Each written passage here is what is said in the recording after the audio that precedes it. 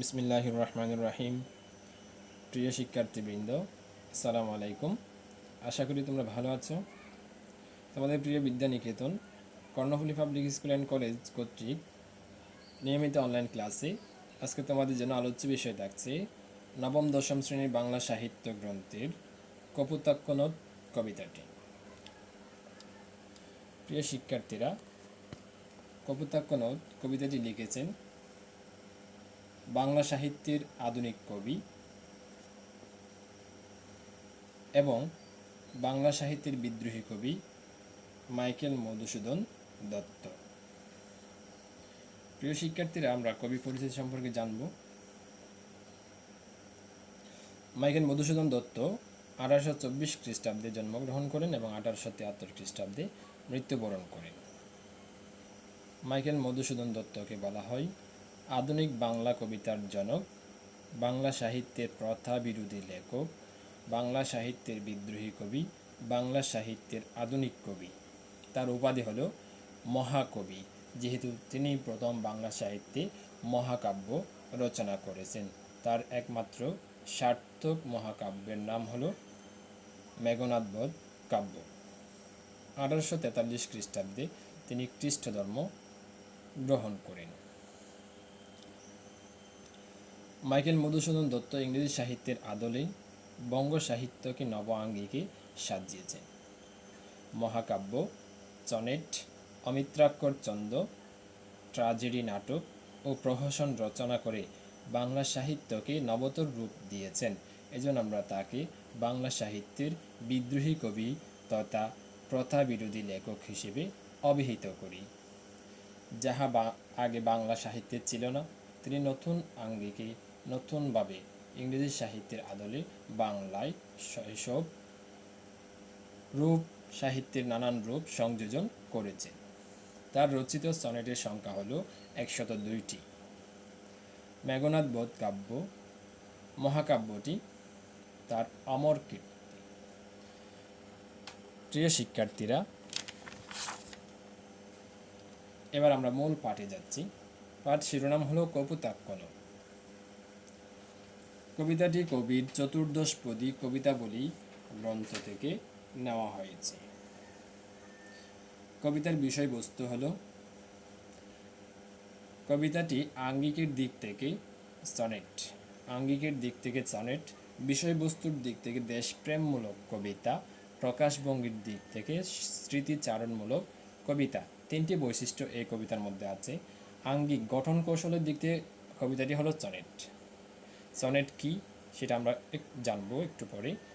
বিষয়বস্তু, কবিতার বিষয়বস্তু যদি আমরা বিবেচনা করি তাহলে এই কবিতার মধ্যে কবি দেশপ্রেম খুঁজে পায়। প্রকাশভঙ্গি, কবি কবিতাটা এমনভাবে প্রকাশ করেছেন যেন তিনি তার শৈশব স্মৃতি বলে দিচ্ছেন। প্রিয় শিক্ষার্থীরা, এবার আমরা জানবো সনেট কি। যেহেতু কপোতাক্ষ কবিতাটি সনেট, সেহেতু আমাদের আগে জানতে হবে সনেট কি।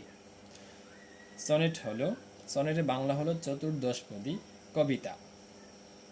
14 চরণ সমন্বিত, ভাব সংহত, সুনির্দিষ্ট গীতি কবিতাকে সনেট বলে। তাহলে সনেটের আমরা তিনটা বৈশিষ্ট্য পাই। চরণ সংখ্যা হবে 14, মাত্রা সংখ্যাও হবে 14। 14 চরণ, 14 মাত্রা, প্রতি লাইনে মাত্রার সংখ্যা থাকবে 14। ভাব সংহত, কবির মনোভাব থাকবে এবং সেটা হবে গীতি কবিতা।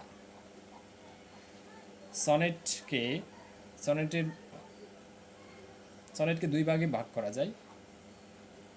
একটা হলো স্তবক বিন্যাস, দ্বিতীয় হলো বিষয়বস্তু।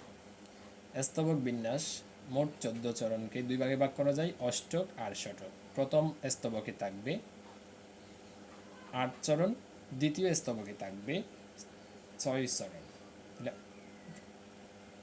প্রথমটাকে বলা হয় অষ্টক, শেষ স্তবককে বলা হয় শতক। এবার বিষয়বস্তু। প্রথম স্তবকে অর্থাৎ অষ্টকে থাকবে ভাবের প্রবর্তনা, শতকে থাকবে ভাবের পরিণতি। প্রিয় শিক্ষার্থীরা, এবার আমরা মূল কবিতায় যাচ্ছি। কপোতাক্ষ চতুর্দশপদী কবিতায় কবি এই কবিতাটি লিখেছেন ফ্রান্সে অবস্থানকালে। তোমরা সবাই জানো কবি ইংরেজি সাহিত্য সাধনার জন্য সুদূর প্রবাস জীবনে ফ্রান্সে তিনি অবস্থান করেছিলেন। তিনি যখন ইংরেজি সাহিত্য সাধনায় ব্যর্থ হলেন, তখন তিনি চিন্তা করলেন, আমার দেশ মাতৃকা, আমার মাতৃভাষাকে হয়তো আমি অবহেলা করেছি বলেই আজকে আমি সফল হতে পারিনি। কবি তার মধ্যে এই অনুভূতি জাগার ফলে তিনি তার শৈশব স্মৃতি বিজড়িত কপোতাক্ষ নদকে স্মরণ করেছেন, পাশাপাশি বঙ্গভাষা এবং সমগ্র বাংলাকে তিনি গভীর শ্রদ্ধার সাথে স্মরণ করেছেন।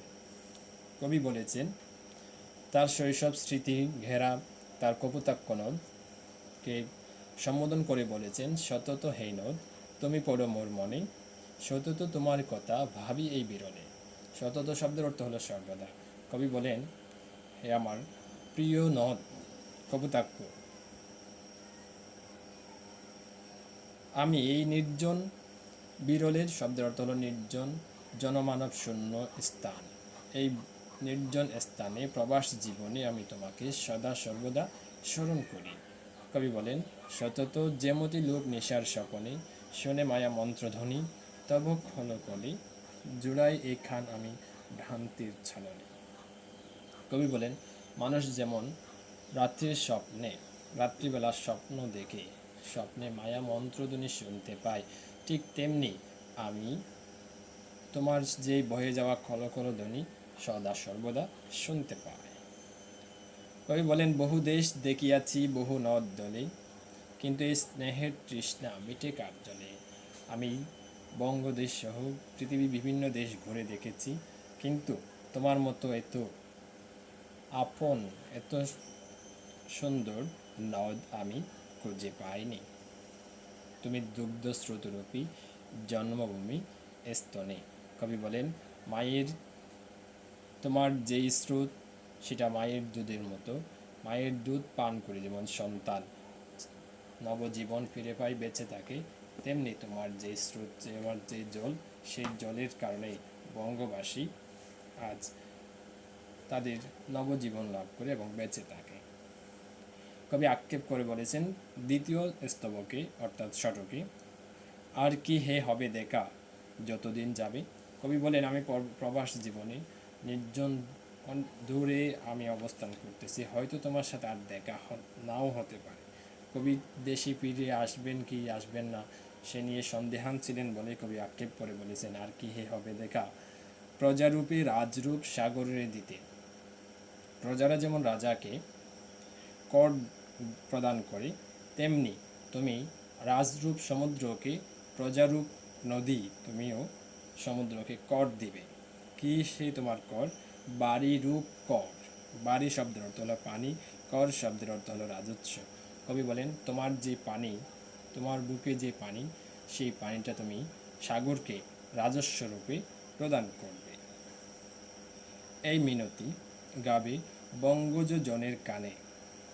তোমার কাছে একটাই মিনতি, আমি যে তোমায় এত স্মরণ করি, শ্রদ্ধা করি, ভালোবাসি, সেটা তুমি বঙ্গজ জনের কাছে পৌঁছিয়ে দেবে। এই হলো তোমার কাছে মিনতি।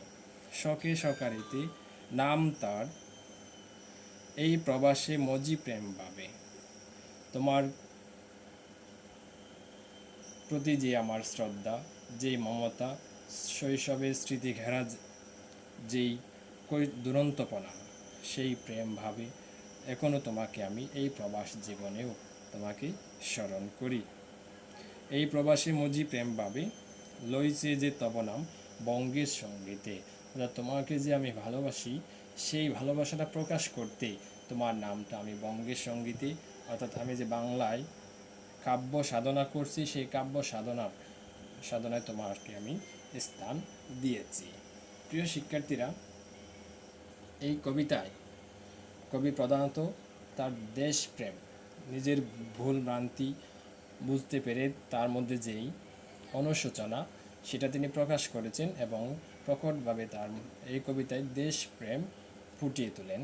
দ্বিতীয়ত, স্মৃতিচারণমূলক কবিতার শৈশব স্মৃতি এই কবিতায় ফুটিয়ে তুলেছেন। প্রিয় শিক্ষার্থীরা, এই কবিতার দু একটা উল্লেখযোগ্য চরণ আমরা খুঁজে পাই। এটা হলো দুগ্ধ স্রোতরূপী তুমি জন্মভূমি স্তনি। 2, আর কি হে হবে দেখা, কবি কেন বলেছেন। 3, বাড়ি রূপ কর তুমি, কেন কবি সমুদ্রকে কর দিতে বলেছেন। প্রিয় শিক্ষার্থীরা, মূল কবিতাটি তোমরা ভালোভাবে পড়বে এবং কবির যে দেশপ্রেম সেটা আমাদের মধ্যেও জাগাতে হবে। তোমাদের জন্য ডায়েরি থাকবে সনেট পরিচিতি এবং কবির দেশপ্রেম ফুটিয়ে তোলো। প্রথমে তোমরা সনেট পরিচিতি শিখবে এবং লিখবে। 2, এই কবিতায় অর্থাৎ কপোতাক্ষনদ কবিতা অবলম্বনে কবির দেশপ্রেম ফুটিয়ে তুলবে। এই দুইটাই তোমাদের জন্য HW থাকবে। সবাইকে ধন্যবাদ। আসসালামু আলাইকুম।